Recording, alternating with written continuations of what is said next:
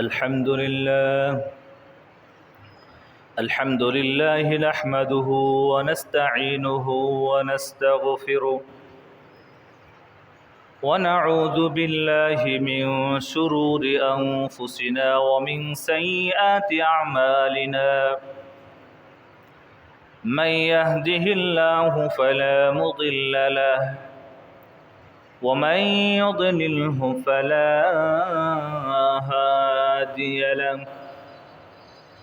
ونشهد أن لا إله إلا الله وحده لا شريك له ونشهد أن سيدنا وحبيبنا ومولانا محمدا عبده ورسوله أما بعد فأعوذ بالله من الشيطان الرجيم بسم الله الرحمن الرحيم ووصينا الإنسان بوالديه حملته أمه وهنا على وهن وفصاله في عامين أن اشكر لي ولوالديك إلي المصير وقال النبي صلى الله عليه وسلم إن الله حرم عليكم عقوق الأمهات أو كما قال النبي صلى الله عليه وسلم وقال تعالى في شان حبيبه ونبيه صلى الله عليه وسلم إن الله وملائكته يصلون على النبي يا أيها الذين آمنوا صلوا عليه وسلموا تسليما محبت الشتى نماز الدرود پڑھی اللهم صل على محمد وعلى آل محمد كما صليت على إبراهيم وعلى آل إبراهيم إنك حميد مجيد اللهم بارك على محمد وعلى آل محمد كما باركت على إبراهيم وعلى آل إبراهيم إنك حميد مجيد بلغ العلا بكماله كشف الدجى بجماله حسنت جميع خصاله صلوا عليه وآله سبحانك لا علم لنا إلا ما علمتنا إنك أنت العليم الحكيم سبحان الله وبحمده عدد خلقه ورضا نفسه وزنة عرشه ومداد كلماته سبحان الله وبحمده سبحان الله العظيم الحمد لله মহান আল্লাহ পাক রব্বুল আলামিনের আলিশান দরবারে হাজারো শুকর ও সুজুদ যে মহান আল্লাহ পাক রব্বুল আলামিন আমাকে আপনাকে জুমা নামাজ আদায় করবার উদ্দেশ্যে আল্লাহ তাআলার ঘর মসজিদে আসার বসার তৌফিক দান করেছেন। এজন্য আমরা সকলে দিল খুলে কালিমাতুশ শুকর আদায় করি, সকলে বলে আলহামদুলিল্লাহ। মোহতারাম হাজিরিন, গত কয়েক সপ্তাহ ধরে হযরতে লুকমান হাকিম আলাইহিস সালামের জীবনী নিয়ে এবং তার উপদেশ নিয়ে আলোচনা চলতেছিল। এই সপ্তাহে আল্লাহ তাআলা যদি তৌফিক দান করেন, তারই কিছু আলোচনার মধ্য থেকে উপদেশের মধ্য থেকে কিছু উপদেশের আলোচনা করার চেষ্টা করব, আল্লাহ তাআলা যদি তৌফিক দান করেন। মোহতারাম হাজিরিন, কোরআনে হাকিমের ভিতরে হযরত লুকমান হাকিম সূরাতুল লুকমান, লুকমান আলাইহিস সালামের নামে একটি সূরা আল্লাহ তাআলা নাজিল করেছেন।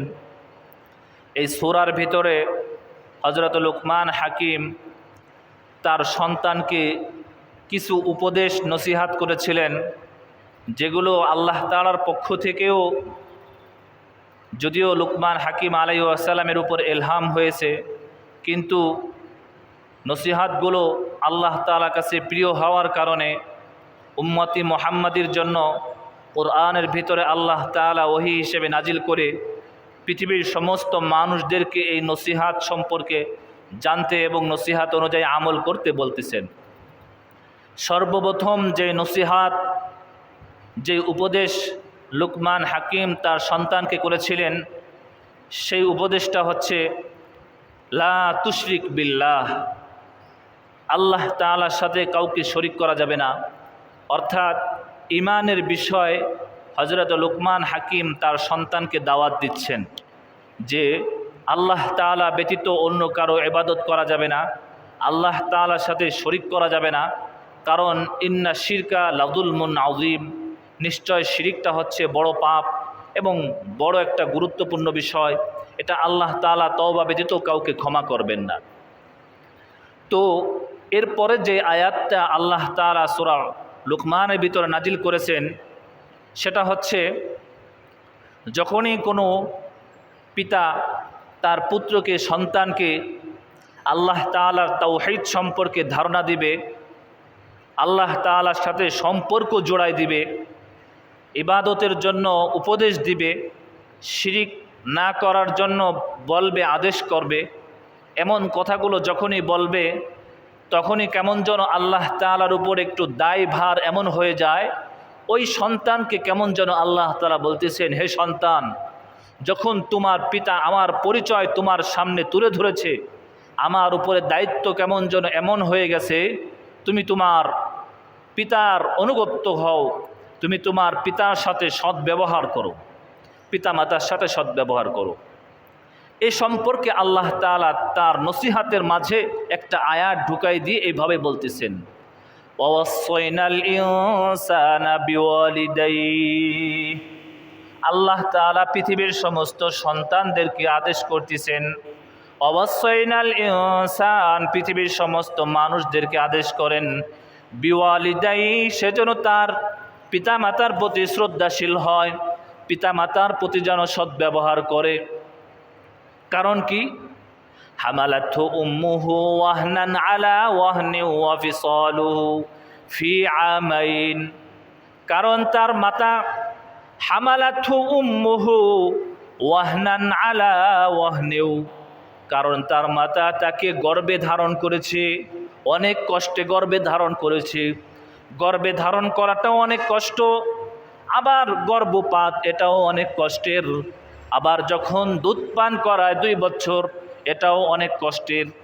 যে কষ্টের কথা আল্লাহ তাআলা অপর এক সূরার আয়াতের ভিতরে এভাবে বলতেছেন, ওয়াসাইনাল ইনসানা বিওয়ালিদাইহি ইহসানা হামালাতহু উম্মুহু কুরহা ওয়া ওয়াদাআতহু কুরহা, কারণ এখানে আল্লাহ তাআলা বলতেছেন কুরহা ওয়া ওয়াদাআতহু কুরহা, তার মাতা তাকে গর্ভে ধারণ করেছে এমন অবস্থায়, কুরহা ওয়া ওয়াদাআতহু কুরহা, অর্থাৎ কষ্টের উপরে কষ্ট। এক তো এমন কষ্ট গর্ভে ধারণ, সেইখানে এমন কষ্টের কথা আল্লাহ তাআলা কিভাবে মানুষদেরকে বুঝাইবেন? এই জন্য বলছেন কুরহা ওয়া ওয়াদাআতহু কুরহা, কষ্টের উপরে আরো কষ্ট। এক তো কষ্ট, আবার কষ্টের উপরে কষ্ট। এই কথাই আল্লাহ তাআলা বলতেছেন, এমন কষ্টে গর্ভে ধারণ করেছেন, গর্ভপাতও আল্লাহ তাআলা এই মাকে এমন কষ্ট দিয়েছেন যেটা বলার ভাষা নাই। এমনকি দুধ পান করা, বাচ্চাকে দুধ পান করানো, এটাও অনেক কষ্টের। এই কষ্টের কথা মানুষদেরকে স্মরণ করাই দিয়ে আল্লাহ তাআলা বলতেছেন, এই মা বাবার সাথে কেমনে তুমি অসৎ ব্যবহার করো, কেমনে তুমি অন্যায় অবিচার করো, কেমনে তুমি মার সামনে তুমি তোমার রাগ ঝাড়ো। এই কথাই আল্লাহ তাআলা বলতেছেন। এক আয়াতে আল্লাহ তাআলা আরো সুন্দরভাবে বলতেছেন, সেটা হচ্ছে সূরা বনী ইসরাঈলের আয়াতের ভিতরে, ওয়াকাদা রাব্বুকা আল্লা তা'বুদু ইল্লা ইয়্যাহ। আল্লাহ তাআলা বলেন ওয়াকাদা রাব্বুকা, তোমার রব অপরিহার্য করে দিয়েছেন আল্লা তা'বুদু ইল্লা ইয়্যাহ। কেমন যেন আল্লাহ তাআলা বলছেন আল্লাহ তা'বুদু ইল্লা ইয়্যাহ, আমি ব্যতীত অন্য কারো ইবাদত বন্দেগী করা যাবে না। অর্থাৎ প্রথমে তাওহীদের শিক্ষা দিচ্ছেন মানুষদেরকে, এরপরে বলতেছেন আল্লাহ তা'বুদু ইল্লা ইয়্যাহু ওয়া বিল ওয়ালিদাইনি ইহসানা।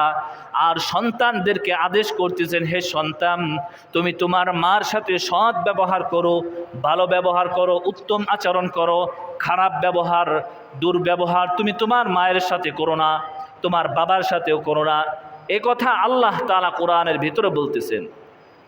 এরপরে বলেন, এইখানে যে কথাগুলো আল্লাহ তাআলা বলেন, সন্তান, হে সন্তান তুমি তোমার মা বাবা যদি তোমাকে কষ্টও দেও, তারপরেও উফ শব্দ তুমি তোমার মা বাবার সামনে বলো না।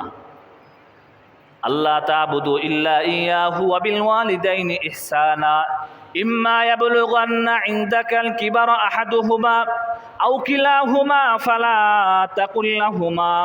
যখন মাতাপিতা বার্ধক্যে পৌঁছে যায়, যখন বয়সে পৌঁছে যায়, বার্ধক্যের কারণে, বৃদ্ধ হওয়ার কারণে মাতাপিতা এমন হয়ে যায়, যেমন কেমন যেন একটা বাচ্চা সন্তান এমন আচরণ করে। তো এমন বাচ্চা সন্তান অনেক সময় অনেক কিছু বলে থাকে। এই বৃদ্ধ মা বাবা কেমন যেন এমন হয়ে যায়, সন্তানের মতন হয়ে যায়, বাচ্চা সন্তানের মতন হয়ে যায়। তো কথাই বলতেছে তোমার মা বাবা যদি তোমাকে কষ্ট দেয়, এরপরেও ফালা তাকুল্লাহুমা, তাদের সামনে এ কথা কখনো বলে না উফ, কষ্ট অনুভব করো না, তুমি এই কষ্টটা আমাকে দিলা, আমার দ্বারা সম্ভব না। এই কথা হে সন্তান তুমি তোমার মা বাবার সামনে কখনো এই কাজ করো না, এই কথাটা বলো না। ওয়ালা তানহারহুমা, আর কখনো ধমক দিও না, কখনো ধমকও দেওয়া যাবে না, মা বাবাকে ধমকও দেওয়া যাবে না। ওয়ালা তানহারহুমা ওয়া কুল লাহুমা কওলান কারীমা, যখন তাদের সাথে কথা বলবা তখন নম্র ভাষায় কথা বলো, নম্রতার সাথে কথা বলো, শক্ত ভাষায় কথা বলিও না। শক্ত ভাষায় কথা বলার জন্য নিষেধ করেছেন। অর্থাৎ এই কথাগুলো আল্লাহ তাআলা বলছেন আল্লাহ তাআলার নির্দেশ। আল্লাহ তাআলার নির্দেশ যদি কেউ অমান্য করে, লঙ্ঘন করে, তাহলে এটা হারাম হবে। তাহলে কেমন যেন মা বাবার নাফরমানি হারাম করে দিয়েছেন। এমনই আল্লাহর হাবিব সাল্লাল্লাহু আলাইহি ওয়াসাল্লাম হাদিসের ভিতরে বলেন, ইন্নাল্লাহা হাররামা আলাইকুম উকুকাল উম্মাহাত। দুনিয়ার মানুষদেরকে আল্লাহর হাবিব সাল্লাল্লাহু আলাইহি ওয়াসাল্লাম বলতেছেন, নিশ্চয়ই আল্লাহ তাআলা হারাম করে দিয়েছেন তোমার মাতা পিতার অবাধ্য হওয়াকে, তাদের সাথে খারাপ ব্যবহার করাকে আল্লাহ তাআলা তোমার উপরে, ইন্নাল্লাহা হাররামা আলাইকুম, তোমার উপরে আল্লাহ তাআলা হারাম করে দিয়েছেন মাতা পিতার সাথে খারাপ ব্যবহার করাকে। আমরা তো মাতা পিতার সাথে এই যে কথাগুলো আল্লাহ তাআলা বলতেছেন, তো আল্লাহ তাআলা তো জানেন মানুষ এরকম আচরণ করে মাতা পিতার সাথে। এই জন্য আল্লাহ তাআলা বলতেছেন তুমি তোমার মাতা পিতা যদিও কষ্ট দেয়, তারপরও তাদের সামনে উফ শব্দ বলা যাবে না, এসব শব্দ উচ্চারণ করা যাবে না। এমনকি তাদেরকে ধমক দেওয়া যাবে না, হ্যাঁ তুমি এটা করলা না কেন, এটা করো না কেন, এটা করা যাবে না। এটা তো মানুষ করে। এই জন্য আল্লাহ তাআলা বলতেছেন, হে সন্তান তুমি তোমার মাতা পিতাকে এমন শব্দ উচ্চারণ করো না যার কারণে তোমার মাতা পিতা কষ্ট পায়। কারণ যদি মাতা পিতা কষ্ট পায়, আল্লাহ তাআলাও কষ্ট পেয়ে যায়। আর মাতা পিতা যদি সন্তুষ্ট হয়ে যায়, তাহলে আল্লাহ তাআলাও সন্তুষ্ট হয়ে যায়। হাদিসে পাকের ভিতরে আল্লাহর হাবিব সাল্লাল্লাহু আলাইহি ওয়াসাল্লাম এমনিভাবে বলতেছেন, রিদর রব্বি ফি রিদল ওয়ালিদি।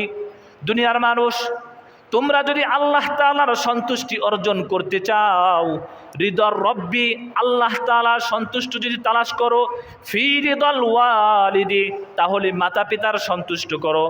মাতা পিতাকে যদি তুমি সন্তুষ্ট করতে পারো, তাহলে আমার রবও সন্তুষ্ট হয়ে যাবে। এরপরে রসুল বলেন, অসখতুর রব্বি ফি সাখতিল ওয়ালিদি, আর আল্লাহ তাআলা অসন্তুষ্ট হয় যদি মাতা পিতা অসন্তুষ্ট হয়ে যায়, তাহলে আমার আল্লাহ অসন্তুষ্ট হয়ে যায়।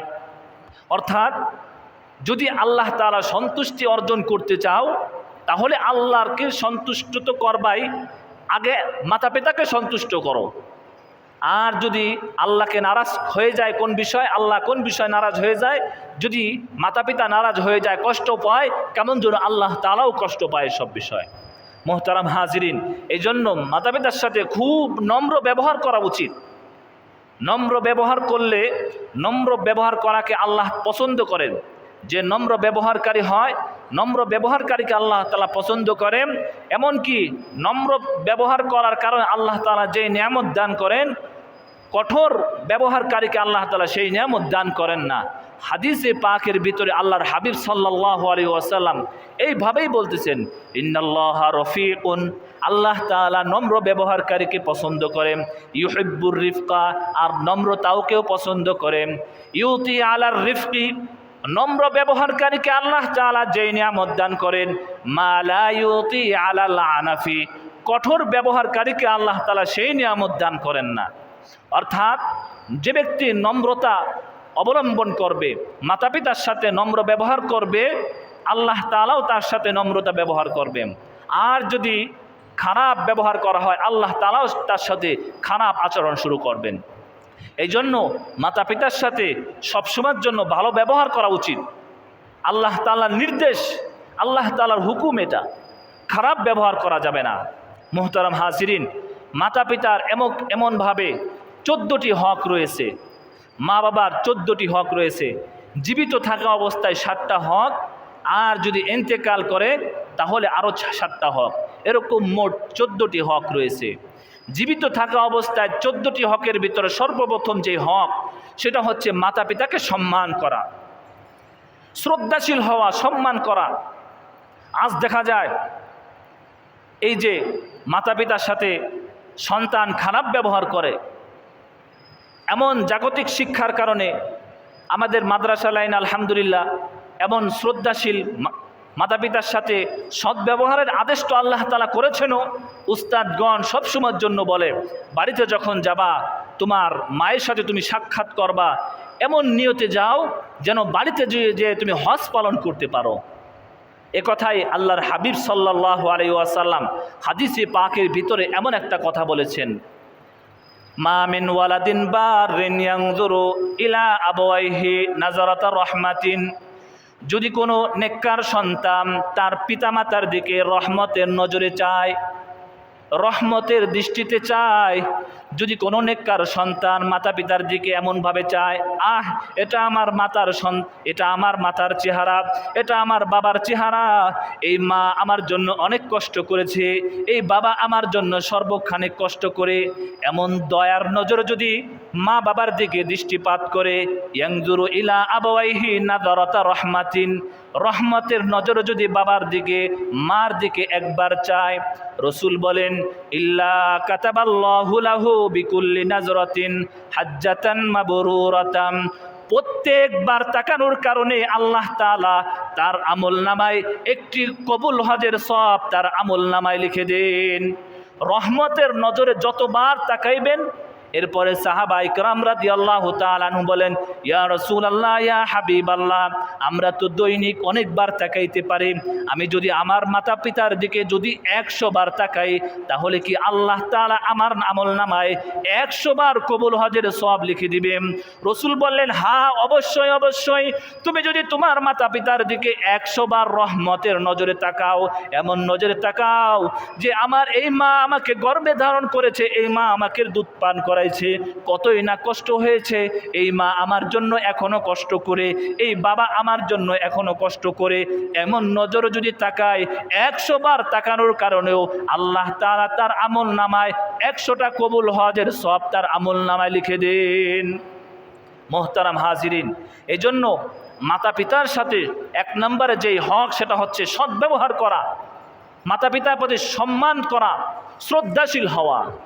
2 নম্বর হক যেটা, সেটা হচ্ছে মাতা পিতার কথা মেনে চলা, মাতা পিতা যেই কথা বলে সেই কথা মেনে চলা।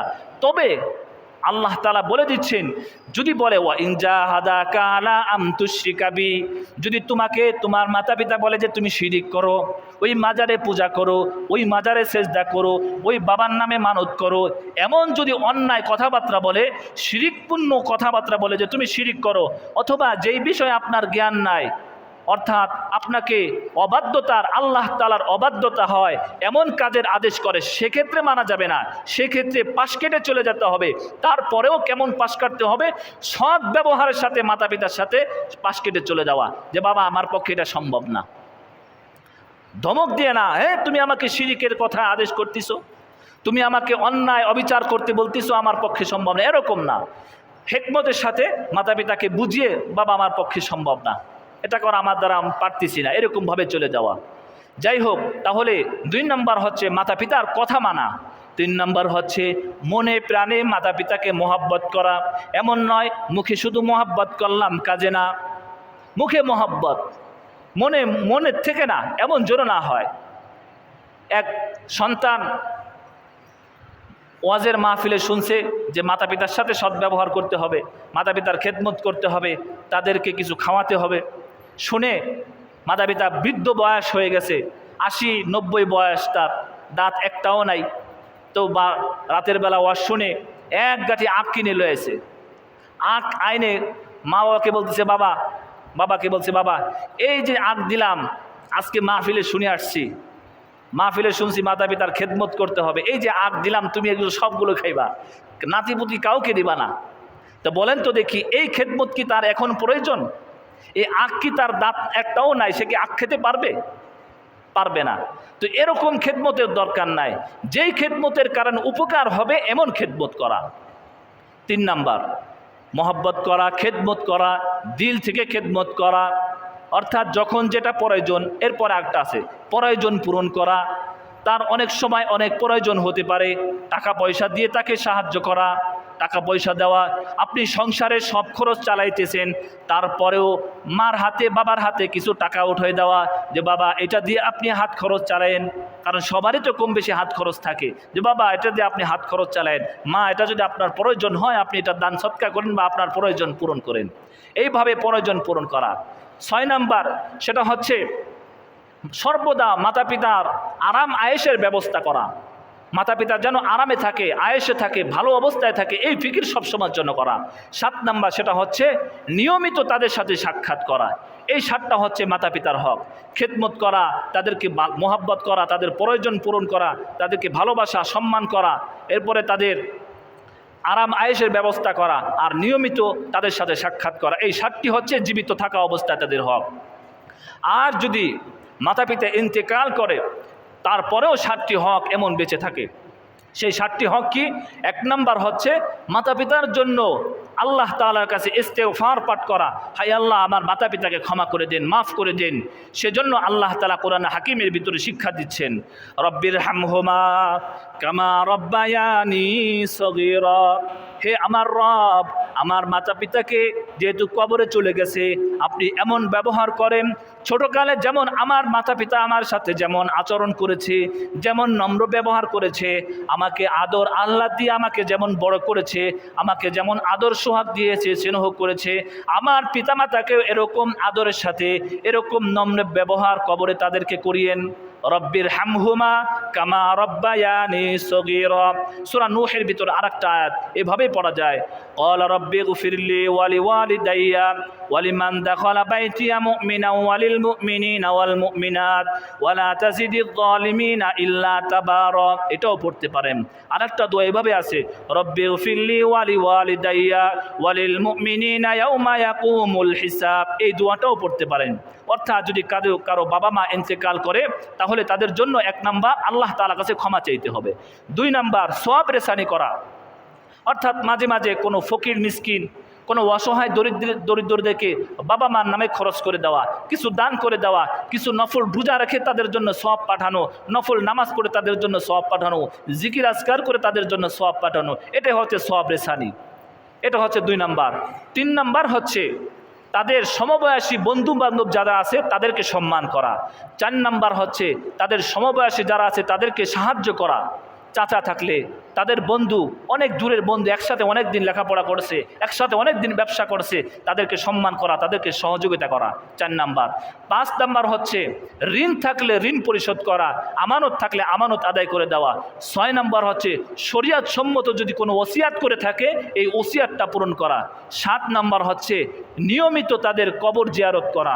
হাদিসে পাকের ভিতর আল্লাহর হাবিব সাল্লাল্লাহু আলাইহি ওয়াসাল্লাম বলেন, মা মিন ওয়ালাদিন মান যারা কবরা আবওয়াইহি আও আহাদিহিমা ফি কুল্লি জুমাতিন কাতাবাল্লাহু লাহু ইল্লা গুফিরা লাহু আও কাতাবা কুতিবা বাররাম। আল্লাহর হাবিব সাল্লাল্লাহু আলাইহি ওয়াসাল্লাম বলেন, যদি কোনো সন্তান তাদের মাতা পিতার কবর জিয়ারত করে প্রতি জুমায়, ফি কুল্লি জুমাতিন দৈনিক অর্থাৎ প্রতি জুমায় যদি কোনো সন্তান মাতা পিতার অথবা দুইজনের একজনের কবর জিয়ারত করে, আল্লাহর হাবিব সাল্লাল্লাহু আলাইহি ওয়াসাল্লাম বলেন গুফিরা লাহু, তার জীবনের গুনাহ আল্লাহ তাআলা ক্ষমা করে দিবেন। এরপরে কাতাবাল্লাহু লাহু বাররান, তার নাম আল্লাহ তাআলা বাধ্য সন্তানের খাতায় লিখে দিবেন। এই জন্য দুনিয়াতে থাকা অবস্থায় যদিও খেদমত না করতে পেরেছেন, কিন্তু মৃত্যুর পর যদি প্রতি জুমায় মাতা পিতার কবর জিয়ারত করেন, আল্লাহ তাআলা আপনাকে বাধ্য সন্তানের খাতায় আল্লাহ তাআলা আপনার নাম লিখে দিবেন। এই জন্য এই কাজটা করতেই হবে। আমরা যারা অনেক ঢাকায় থাকি, সপ্তাহে একদিন হলে অনেক সময় দেশে আসা হয়, তো তাদের জন্য এই নসিহাত সেটা হচ্ছে যে মাতা পিতার কবর জিয়ারত করা।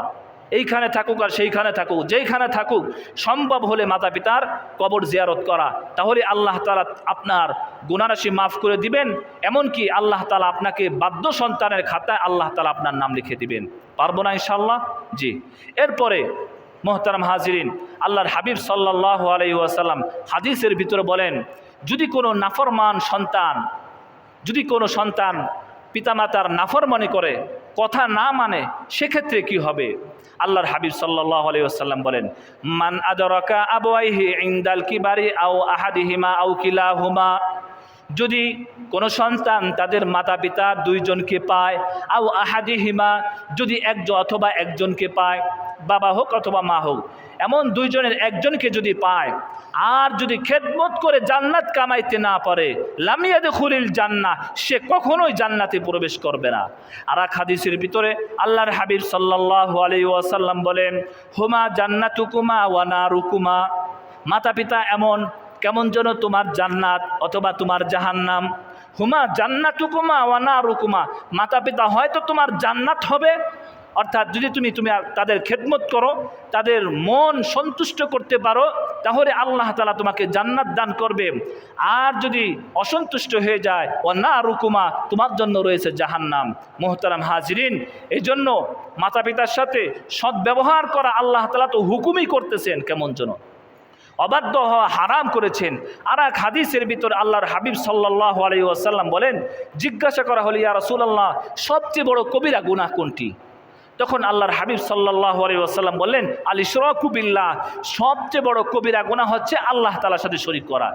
2 নাম্বার আল্লাহর হাবিব সাল্লাল্লাহু আলাইহি ওয়াসাল্লাম বলেন, ওয়া উকুকুল উম্মাহাত, মা বাবার সাথে নাফরমানি করা, এটাও সবচেয়ে বড় কবিরা গুনার ভিতর অন্তর্ভুক্ত। এরপর আল্লাহর হাবিব সাল্লাল্লাহু আলাইহি ওয়াসাল্লাম বলেন, অগমসুল ইয়ামিন, আর চারটা হচ্ছে মিথ্যা কসম করা। মিথ্যা কসম এটাও কবিরা গুনার অন্তর্ভুক্ত। তো 3টা কবিরার গুনার কথা আর এক হাদিসের ভিতরে এভাবে বলেছেন যে মিথ্যা সাক্ষ্য দেওয়া, মিথ্যা কসম করা, মিথ্যা সাক্ষ্য দেওয়া, মিথ্যা কথা বলা, এটাও কবিরা গুনার ভিতরে একটা বড় কবিরা গুনাহ। 3টা কবিরা গুনার কথা আল্লাহর হাবিব সাল্লাল্লাহু আলাইহি সাল্লাম বলেছেন। তার ভিতরে 1 নাম্বার বলেছেন সেটা হচ্ছে আল্লাহ তাআলার সাথে শরীক করা, 2 নাম্বার হচ্ছে মাতা পিতার নাফরমানি করা, 3 নাম্বার আল্লাহর হাবিব সাল্লাল্লাহু আলাইহি ওয়াসাল্লাম 2 হাদিসের ভিতরে 2 রকমের কথা বলেছেন। এক হাদিসের ভিতরে বলেছেন মিথ্যা সাক্ষ্য দেওয়া, আর এক হাদিসের ভিতরে বলেছেন মিথ্যা কসম খাওয়া। যাই হোক, মাতা পিতার সাথে নাফরমানি করা একটা শিরকের অন্তর্ভুক্ত। আল্লাহ তাআলা আমাদের সকলকে মাতা পিতার সাথে সৎ ব্যবহার করার তৌফিক দান করুক। সকলে বলেন আমিন। ওয়া আখিরু দাওয়ানা আলহামদুলিল্লাহি রাব্বিল আলামিন। যারা সুন্নাত পড়েনি 4 রাকাত ক্বাবলা জুম্মা সুন্নাত পড়েনি।